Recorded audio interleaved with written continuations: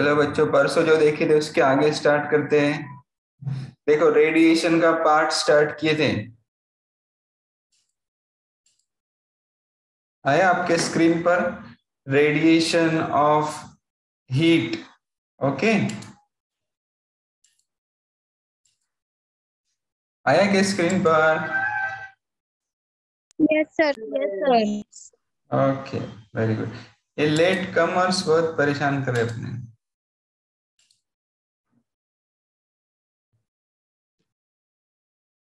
Okay, radiation of heat. See, when heat is incident on a body, it is divided into three parts.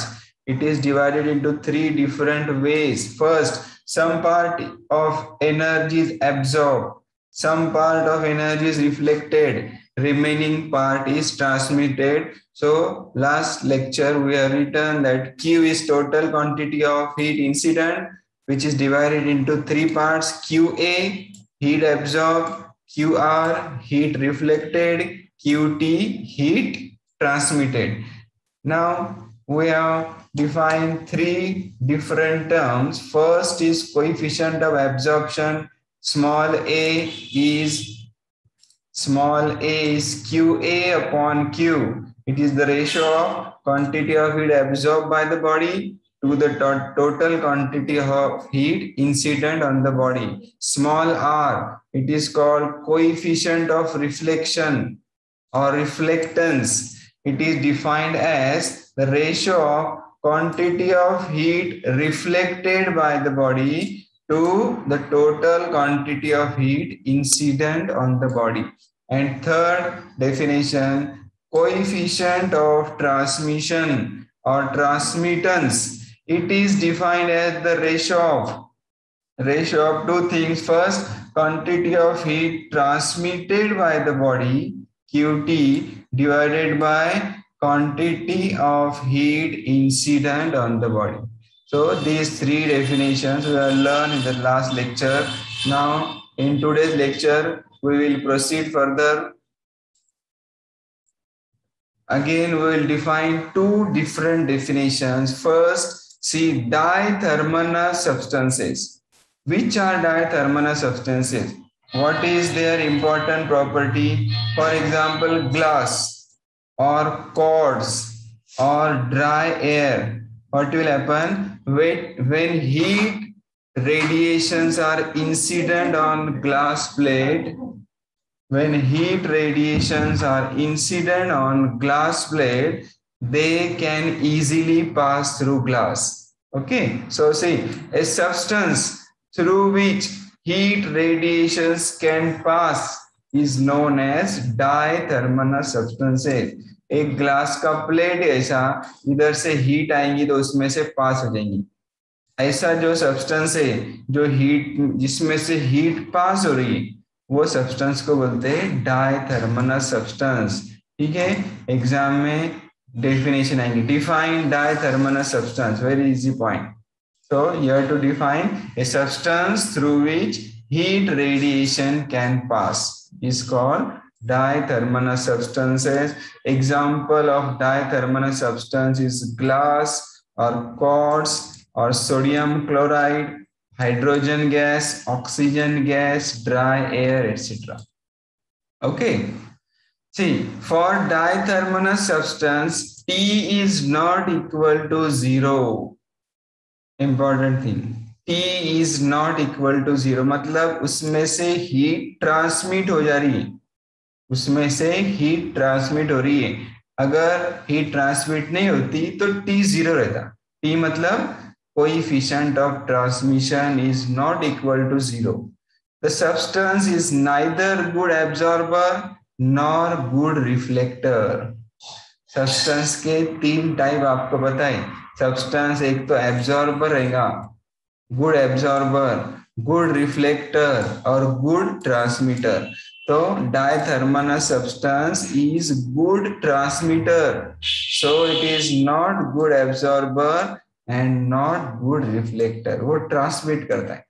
ये हो गया diathermal substance. Same एक definition अपने को देखने की, उसका नाम है अथर्मल सब्सटेंसेस। अब डायथर्मल क्या कर रहा है? हीट रेडिएशंस को पास कर रहा है और अथर्मनस हीट रेडिएशन को ब्लॉक कर रहा है, तो पास नहीं कर रहा है, ट्रांसमिट नहीं कर रहा है, मतलब वो है opaque. Okay, the substance which are largely opaque to thermal radiations, that is which do not transmit heat radiations incident on them, are known as athermalous substance. For example, एक लकड़ी का ब्लॉक है, वुडन ब्लॉक है, इस पर जब इधर से हीट आएंगी तो पास नहीं होगी, हीट उसमें से पास नहीं होगी, ऐसे सब्सटेंस को बोलते हैं अथर्मलस। सिंपल है, जिसमें से हीट पास हो रही है डायथर्मलस और जिसमें से हीट पास नहीं हो रही है athermanous substances. Example water, wood, iron, copper, moist air, benzene, इसमें से हीट रेडिएशंस पास नहीं हो रहे। The substance which do not transmit heat radiations are called athermanous substance. ये reflect, R is not equal to 0, उसमें से ट्रांसमिट नहीं होते लेकिन क्या होते, रिफ्लेक्ट होते। So a good reflector is poor absorber and poor transmitter. फिर से सब्सटेंस के 3 टाइप रहते हैं, रिफ्लेक्टर, ओके, रिफ्लेक्ट करता ज्यादा, एब्जॉर्बर ज्यादा हीट एब्जॉर्ब करता और ट्रांसमीटर ज्यादा हीट ट्रांसमिट करता। अब इसमें से पास नहीं हो रहे रेडिएशन, मतलब रिफ्लेक्ट हो जा रहे। सो it is a perfect reflector and a perfect reflector is poor absorber and poor transmitter. Okay, तो ये 2 छोटे छोटे डेफिनेशंस आप याद करो। चलो एक नेक्स्ट इंटरेस्टिंग पॉइंट, इंपॉर्टेंट, थोड़ा सा बड़ा पॉइंट है, उसका नाम है परफेक्टली ब्लैक बॉडी, मतलब पूरी तरह ब्लैक, काला कलर, परफेक्टली ब्लैक बॉडी। अब परफेक्टली ब्लैक बॉडी का क्या इंपॉर्टेंट प्रॉपर्टी रहेगा? ब्लैक कलर क्या करेगा, रिफ्लेक्ट करेगा क्या एब्जॉर्ब करेगा, बोलो? ब्लैक कलर हीट एब्जॉर्ब करेगा क्या? एब्जॉर्ब, यस, एब्जॉर्ब करेगा। ब्लैक कलर क्या करेगा, हीट इंसिडेंट होगी तो ज्यादा से ज्यादा हीट को एब्जॉर्ब करेगा। अब परफेक्टली ब्लैक बॉडी क्या करेंगी, जितनी हीट आ रही है, जितनी हीट उस पर इंसिडेंट हो रही है, पूरे की पूरी 100% हीट एब्जॉर्ब करेंगी। लेकिन नेचर में कोई भी परफेक्टली ब्लैक बॉडी एग्जिस्ट नहीं है, कोई भी बॉडी 100% हीट एब्जॉर्ब नहीं कर रही। लेकिन लैम्प ब्लैक, लैम्प ब्लैक क्या है पता है क्या? LAMP, lamp black. देखो पहले जमाने में कंदील जलते थे, कंदील जब जलता था उसको एक कांच रहती थी, तो कुछ देर कंदील जला 1 घंटा, उसकी कांच निकालो, उसके अंदर से ऐसी उंगली घुमाओ कांच पे, तो आपके हाथ को ऐसा ब्लैक कलर का पाउडर लगता था। वो जो पाउडर है उसको बोलते थे लैम्प ब्लैक। तो यूनिवर्स में जितने एब्जॉर्बर है, सबसे best known absorber is lamp black, which absorbs 98% of heat incident on it. Lamp black absorbs 98% of heat. It is the best known absorber of heat. Okay, so perfectly black body study कर रहे हैं। perfectly black body क्या करेंगे, चलो easy, a body which absorbs all the radiant energy incident on it is an ideal or perfectly black body. A body, ऐसी body जो उस पर इंसिडेंट होने वाली पूरी की पूरी हीट क्या करेंगी, एब्जॉर्ब करेंगी, ऐसे बॉडी को बोलेंगे perfectly black body. So see capital Q, heat incident on the body is equal to heat absorb by the body. जितनी हीट आई पूरी की पूरी उसने एब्जॉर्ब कर ली। तो ये जो डेफिनेशन कल देखे थे परसों, small a, coefficient of absorption is defined as QA upon Q, quantity of heat absorbed upon quantity of heat incident. तो ये डेफिनेशन क्या बनेगी यहाँ, A is equal to Q A upon Q था, तो Q A upon Q A हो गया, Q के दोनों जितनी हीट आई पूरी की पूरी इंसिडेंट हो गई, ये एक दूसरे से कट हो जाएगा, आंसर आएगा 1। So important property of perfectly black body is coefficient of absorption of perfectly black body is equal to 1। MCQ आएगा, MCQ मल्टीपल चॉइस क्वेश्चन आएगा। For a perfectly black body A is equal to 1, R is equal to 1, T is equal to 1, E is equal to 1, अलग अलग option आएंगे। In that case you have to select small a is equal to 1। This is the perfectly black body. इसके properties क्या क्या रहते देखेंगे। Properties of perfectly black body, first A perfectly black body absorb all the radiant heat incident on it. जितनी भी heat आ रही है पूरी की पूरी एब्जॉर्ब हो जा रही है, इसलिए small a is equal to 1 for perfectly black body. अब जितनी हीट एब्जॉर्ब हो जा रही है तो क्या होगा, जैसे आपको पता है हीट 3 टाइप में डिवाइड हो रही है, some part is absorb, some part is reflected, some part is transmitted, but for perfectly black body total heat is absorbed, so you can say it is bad reflector, okay, and it is bad transmitter. Second property of perfectly black body is it is bad reflector and bad transmitter of heat. Third, its coefficient of emission is equal to 1। एक definition अपने को देखने का, small e इसको बोलते coefficient of emission, इसके बाद देखना है small e for perfectly black body is equal to 1। Then at given temperature the emissive power of a black body is greater than emissive power of any body। emissive power मतलब उसमें से कितना heat emit हो रहा है। दो चीजें याद रखो, एक है इमिशन, दूसरा है absorption. Emission means body heat emit कर रही है, बाहर छोड़ रही है, बॉडी में से हीट निकल रही है, उसको बोलते हैं इमिशन। और दूसरा absorption, body absorbs heat, that is absorption of heat. दो अलग अलग डेफिनेशन है, दो चीजें याद रखो, इमिशन और एब्जॉर्प्शन, आगे अपने को वो चीजें यूज करने का। तो ब्लैक बॉडी का इमिसिव पावर ज्यादा है, मतलब उसमें से हीट ज्यादा निकल रही है compare to other body. So at a given temperature, emissive power of black body is greater than power of any body. And last, a perfectly black body does not exist in nature। Nature में कोई भी चीज perfect नहीं रहती, कोई भी इंसान ideal नहीं रहता, हर एक में कुछ ना कुछ फॉल्ट रहता। वैसा nothing is perfect in nature. Similarly perfectly black body does not exist in nature, but as you know, best known perfectly black body is lamp black, okay, which absorbs, lamp black absorbs 98% of heat incident on it। लेकिन एक scientist है जिसका नाम था फेरी। फेरी नाम के scientist ने एक ब्लैक बॉडी डिजाइन किया जो 100% हीट एब्जॉर्ब करती, एग्जिस्ट नहीं नेचर में, लेकिन उसने डिजाइन किया। कैसा डिजाइन किया, ध्यान से देखो, एग्जाम में आता, write short note on Fery's black body, okay, see what he had done. This is a metallic sphere, ये जो डायग्राम दिख रही है मेटल का स्फीयर है। This is the metallic sphere having double wall. This is outer wall and this side it is inner wall.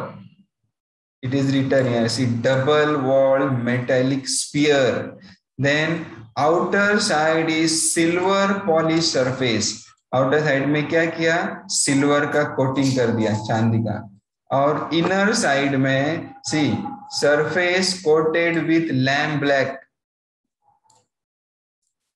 Okay, inner surface is coated with lamp black. अंदर से उसने क्या किया, पूरा लैम्प ब्लैक का coating कर दिया। उसके बाद एक छोटा सा यहाँ पर प्रोजेक्शन दिया हुआ है, उसको बोलते हैं कोनिकल प्रोजेक्शन।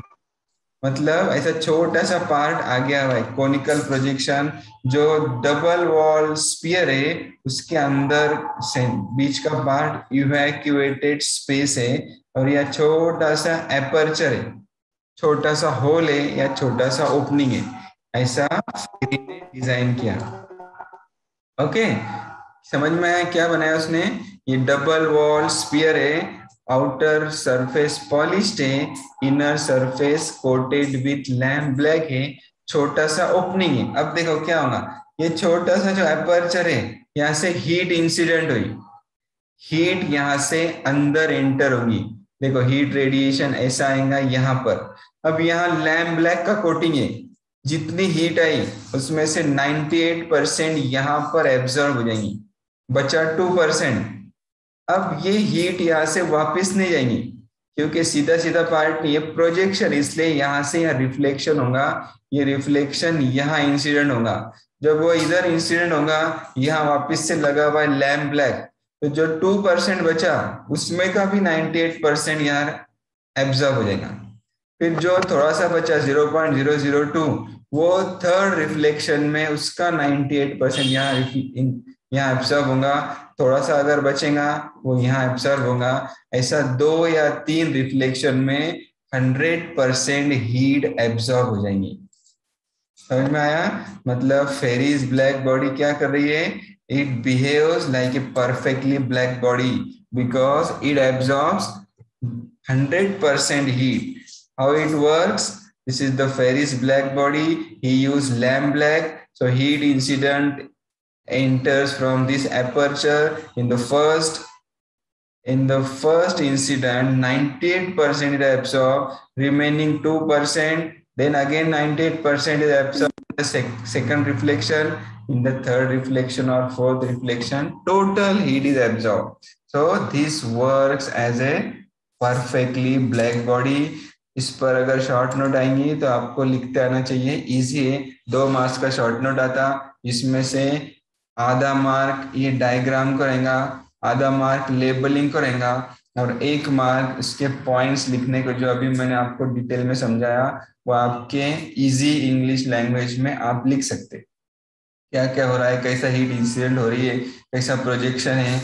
एक तो इसका कंस्ट्रक्शन भी लिखने का, space is evacuated, inner surface is coated with lamp black, ठीक है, हर रिफ्लेक्शन में वो इंसिडेंट होता। ये स्पीयर की जगह सिलेंडर भी यूज करते। विन नाम का एक साइंटिस्ट है, win used a cylindrical body and a vertical slit. वो अपने सिलेबस में नहीं है, सिलेबस अगर एग्जाम में क्वेश्चन आएगा तो ये लिखो, ठीक है। तो this is called Fery's perfectly black body. ये पॉइंट हो गया। अब इमिशन ऑफ हीट रेडिएशन, देखो ये पॉइंट देखना है, ज्यादा इंपॉर्टेंट नहीं है लेकिन अपने सिलेबस में है, इसलिए देखो इसको कुछ क्यूरी होंगी तो पूछो, नहीं तो स्पीकर बंद रखो। कौन था वो? सिद्दीका, अपना माइक्रोफोन बंद रखो, मुंह बंद रखो, सिर्फ कान चालू रखो, ठीक है। देखो इमिशन ऑफ हीट रेडिएशन, अब 2 प्रोसेस बताया मैंने आपको, कौन कौन से? एक इमिशन और दूसरा absorption.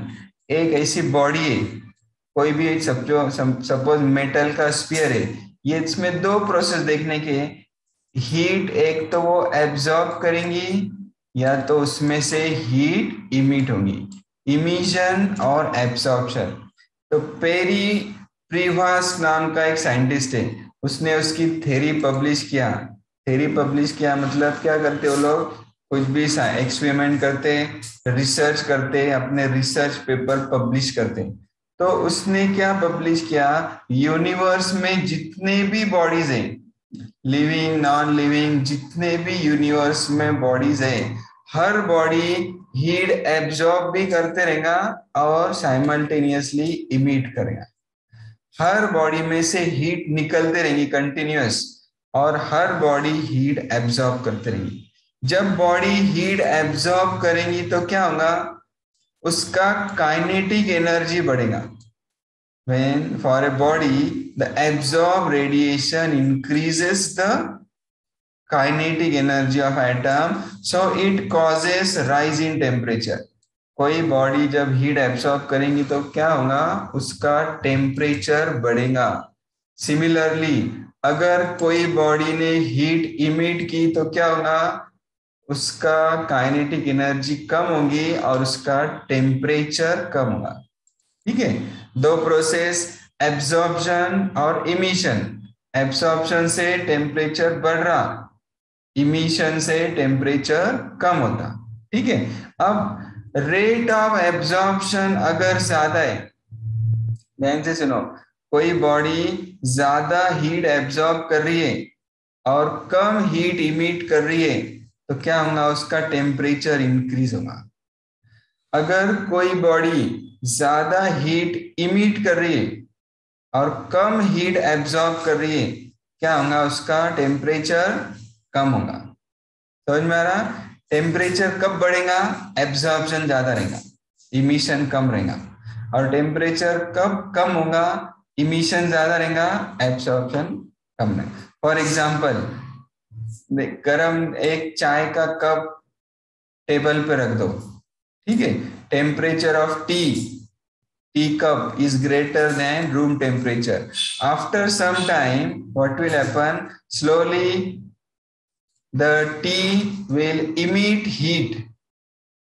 Simultaneously, it will absorb heat, but rate of emission is more compared to rate of absorption. After some time, the temperature of tea becomes same as the room temperature.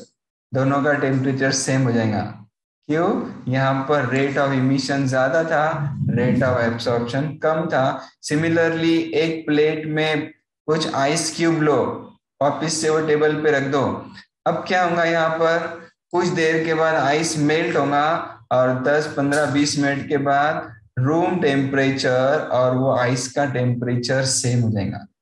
क्यों ऐसा हो रहा, यहाँ पर क्या होगा, एब्सॉर्प्शन ऑफ हीट का rate ज्यादा है कंपेयर टू इमिशन.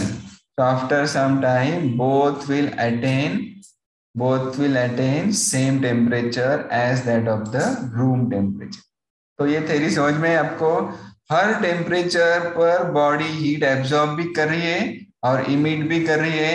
टेम्परेचर काय पर डिपेंड है, इमिशन ज्यादा है या एब्जॉर्प्शन ज्यादा है, तो उस पर उसका टेम्परेचर डिपेंड है. जब टेम्परेचर सेम हो जाएगा तो उसका एब्जॉर्प्शन का रेट और इमिशन का रेट सेम रहेगा.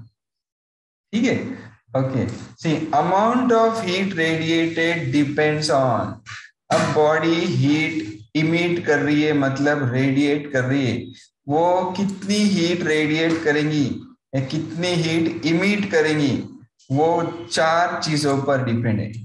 सबसे पहला, absolute temperature of the body. Body का टेम्परेचर कैपिटल टी, बॉडी का टेम्परेचर जितना ज्यादा रहेगा उतना ज्यादा हीट इमिट होगी. Second, nature of the body. Body का नेचर कैसा है, बॉडी शाइनिंग है, ब्लैक है, डल कलर है, फिर उसका सरफेस कैसा है, रफ है, स्मूथ है, उसके ऊपर हीट रेडिएटेड डिपेंड है. थर्ड चीज, surface area of the body. Body का सरफेस एरिया कितना ज्यादा है उतनी ज्यादा हीट इमिट होगी. और third, time duration for body for which body emits radiation. वो टाइम जितना ज्यादा रहेगा उतनी हीट ज्यादा रेडिएट होगी. तो amount of heat radiated depends on 4 things. First, the absolute temperature of the body. Second, the nature of the body. Third, the surface area of the body. And fourth, the time for which body emits heat. Okay. Now, next, again, we have to study 2 important definitions. ये lesson में छोटे छोटे छोटे बहुत सारे definitions है. अभी तक क्या क्या देखे, रेडिएशन में सिर्फ डेफिनेशन देखे, पहले रेडिएशन की, उसके बाद देखे स्मॉल ए, कोई आपकी वॉइस ब्रेक हो रही है. क्या बोले, आपकी वॉइस ब्रेक हो रही है। हाँ ठीक है, कभी कभी वो नेट का प्रॉब्लम आता। अभी ब्रेक नहीं होगी, ध्यान से सुनो। Coefficient of absorption a, coefficient of reflection small r, coefficient of transmission small t, then perfectly black body, then radiations. All this we have studied. Now we will study next definition, next two definition. First is small e, small a, small r, small t. They are over. Now small e. Small a क्या था? Coefficient of absorption, coefficient of reflection, coefficient of transmission. Next one is coefficient of emission. Okay, and one more definition we have to study today, capital E, that is emissive power of a body. मतलब एक body का heat emit करने की capacity, emissive power of a body. And EB, B is the suffix, emissive power of a black body. Okay, capital E, emissive power of any ordinary general body, and EB, emissive power of a black body. So see, emissive power of a body, capital E, यहाँ definition या formula लिखा है, capital E is Q upon AT. See, Q is quantity of heat emitted. Sir आपकी voice break हो रही है sir. हाँ, आपको अकेले को यस सर, सब्र करो थोड़ा, आ जाएंगी आवाज। नहीं तो मेरा कर्सर दिख रहा है ये पेंसिल, उसके तरफ ध्यान दो, जो लिखा हुआ है वो पढ़ के सुना रहा मैं। देखो, the emissive power of a body is defined as the quantity of radiant energy emitted by the body per unit area per unit time at a given temperature. Capital E is Q upon AT. Q is quantity of heat emitted. Okay. Capital A is area of the body and T, small t is time. Suppose एक body है, metal का body है, कोई भी colour का एक body है, इसका एरिया है A, इसमें से हीट इमिट हो रही है Q पर सेकंड, हर टाइम में, हर सेकंड में। तो इमिसिव पावर की डेफिनेशन आएंगी Q upon AT. Q is, what is Q? Quantity of radiant energy emitted by the body. अब उसको डिवाइड किया हुआ है A से, एरिया से। कोई भी चीज से डिवाइड करते हैं तो आपको बताया था मैंने, इसको यूज करते पर यूनिट। ओके, पर unit area per unit time, दो चीजों से डिवाइड किया है। आ रही क्या आवाज अभी? बोलो सर आपकी वॉइस बहुत ब्रेक हो रही है। सानिया, आवाज ब्रेक हो रही क्या आ रही है? ब्रेक हो रही सर। कुछ क्लियर नहीं सुनाई दे रहा? नहीं समझ? नहीं सर, समझ बिल्कुल भी नहीं समझ में आ रहा सर। अभी कैसा होना तुम्हारा? चलो ठीक है, नेट का प्रॉब्लम होगा आपका। और कौन है उधर? अनम, आवाज आ रही क्या? अनम, नुसरत? यस सर, अब क्लियर हो गई। हो गई क्लियर? बहुत अच्छी बात। Yes sir. तो आवाज आ रही क्या नूर को? यस सर, एकदम क्लियर आ रही। हाँ, वेरी गुड, चलेगा ठीक है। चलो थोड़ी देर बची, 5-6, देखो टाइम रिमेनिंग दिखा रहा है 6 मिनट्स। उसमें ये दो डेफिनेशन अपने को देखने के लिए, तो फिर वापस आपको ज्वाइन करना पड़ेगा, लेट हो गया, फिर खाने की टाइम लेंगे, इसलिए अभी देखो आवाज क्लियर हो गई। Emissive power of a body, see again definition, emissive power of a body is defined as quantity of radiant energy emitted by the body per unit area per unit time at a given temperature. Capital E is Q upon AT. देखो यहाँ जो script लिखा हुआ है वो अलग है, और ये स्क्रिप्ट कर्सिव है, रोमन टाइप है। तो ये जो स्क्रिप्ट है ये एक्चुअल में डेफिनेशन रहती, ये डेफिनेशन आपको याद करना, ये साइंटिफिक लैंग्वेज है, इसमें अपने दिल से कुछ भी ऐड नहीं कर सकते, अपने दिल से इसमें से कुछ डिलीट नहीं कर सकते, जैसा है वैसा के वर्ड टू वर्ड लिखेंगे तो आपको मार्क मिलेंगे। बाकी चीजें ब्लैक बॉडी का कंस्ट्रक्शन आप थोड़ा दिल से कुछ अलग सेंटेंस में लिख सकते हैं, लेकिन ये डेफिनेशन जैसा कि वैसा लिखो। तो this is emissive power of a body. अगर मैंने पूछा emissive power of a black body, तो कैसी डेफिनेशन आएंगी? Emissive power of a black body is defined as quantity of energy emitted by the black body per unit area per unit time at a given temperature. सिर्फ body के पहले black add करने का, ई की जगह आएगा EB is Q upon AT। ठीक है, ऐसा unit is joule per metre square second. Joule heat का यूनिट, एरिया का मीटर स्क्वायर, टाइम का सेकंड। इसको सॉल्व करेंगे तो इसका डायमेंशन भी आएगा L0 M1 T-3। Emissive power of a black body EB is greater than emissive power of any body at the same temperature. Black body का emissive power हमेशा ज्यादा रहता compare to other body. Okay, ये क्यों बंद हो गया? ठीक है, देखो ये E की डेफिनेशन आपको समझ में आई, emissive power is Q upon AT। EB की डेफिनेशन समझ में आई। अब लास्ट स्मॉल e, ये इतनी डेफिनेशन देखेंगे फिर बस, बहुत इजी डेफिनेशन है। देखो स्मॉल e की डेफिनेशन है E upon EB। Small e is called coefficient of emission, उसका दूसरा नाम है इमिसिविटी। कोएफिशिएंट ऑफ इमिशन और इमिसिविटी क्या है इसकी definition? E upon EB। Small e is capital E upon capital EB। Capital E क्या है? कोई emissive power of a body. EB क्या है? Emissive power of a black body. Okay, so coefficient of emission is defined as the ratio of emissive power of a body to emissive power of a perfectly black body. इसको भी easily समझ में आएगा। फैज को समझ में आया क्या? Small e is E upon EB। Faiz है क्या आज? Yes sir. हाँ देखो, small e is E upon EB is emissive power of a body. EB is emissive power of a perfectly black body. तो small e is defined as the ratio of, दो चीजों का जब division रहता उसको बोलते रेशो।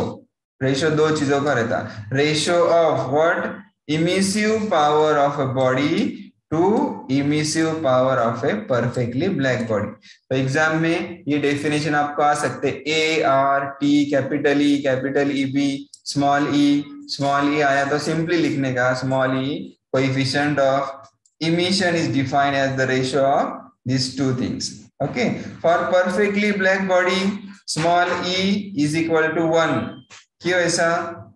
परफेक्टली ब्लैक बॉडी रहेगा EB upon EB, वो कट हो जाएगा, E होगा 1।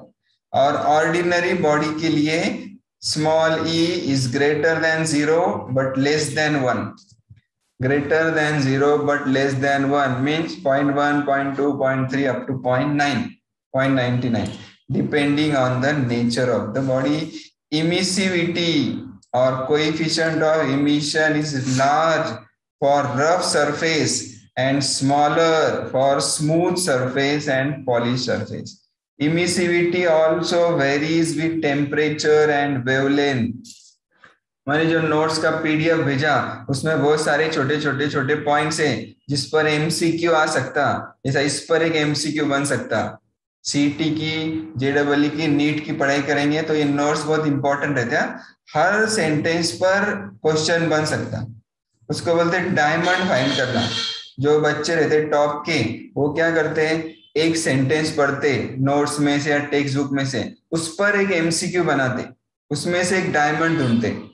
जैसा ये सेंटेंस है, for perfectly black body E is equal to 1, ये उनको डायमंड मिल गया। स्मॉल e इज 1, है ना, कोएफिशिएंट ऑफ इमिशन एक एमसीक्यू बन जाएगा, 4 ऑप्शन में से सही चुन के लिखने का। ऑर्डिनरी बॉडी में से देखो डी डायमंड मिल गया 0, E is greater than 0 but less than 1, और emissivity is large for rough surface, एक क्वेश्चन बन गया MCQ. It is smaller for smooth surface and polish surface. Emissivity varies with dash and dash. Okay, ऐसा detail में पढ़ाई करना पड़ेगा NEET के लिए, क्वालिफाई होना होगा तो, डॉक्टर बनना होगा तो। आधे अधूरे में पढ़ेंगे तो पेशेंट की जान खतरे में आ जाएगी। ऐसा मत करो, डिटेल में पढ़ाई करो, जब आपको इजीली एमबीबीएस में, मेडिकल कॉलेज में, गवर्नमेंट कॉलेज में एडमिशन मिलेगा। ठीक है, चलो ये पॉइंट आज तक के समझ में आए। कल या परसों जब भी रहेगा अपना लेक्चर, अपने को देखने का है किरचॉफ्स लॉ। किरचॉफ नाम का एक साइंटिस्ट है, उसने कई 100 साल पहले एक लॉ प्रपोज किया था, वो डिटेल में नेक्स्ट लेक्चर में स्टडी करेंगे। कुछ क्यूरी होंगी तो 30 सेकंड में पूछ लो। Amina Qadri, any question? Yes